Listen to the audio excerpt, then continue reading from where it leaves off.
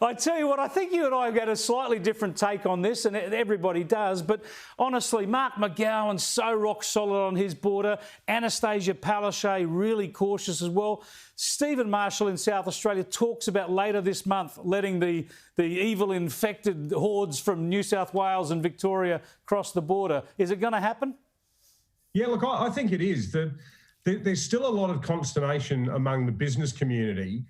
And it's something I spoke only an hour ago to the Premier's office about this, because businesses are confused as to what happens post-November 23 in the, you would have to say, inevitable event that COVID cases make their way into SA, particularly from Victoria.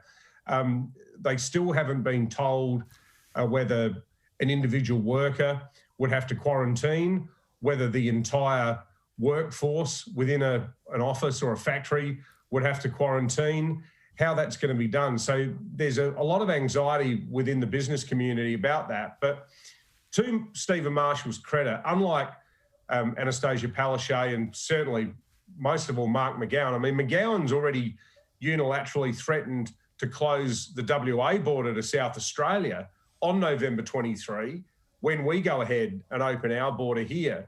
So Stephen Marshall is at least moving in the right direction. We are the only non-COVID state or low COVID state that has actually put a marker in the sand and said, this is the day when we're going to do it. And, you know, part of the thing is a lot of people in the community here, particularly older people, still seem to favour a bit of a McGowan-style approach, which is to say, well, there's no COVID in SA, and if we keep ourselves hermetically sealed indefinitely, we can act like WA, have full freedoms, but just keep the borders shut. Yet at the other end of the spectrum, you've got people saying, you know, for crying out loud, we can't go on like this forever. So he's trying to chart a middle ground. He's sort of the Goldilocks Premier compared to the other two that we mentioned before on this question.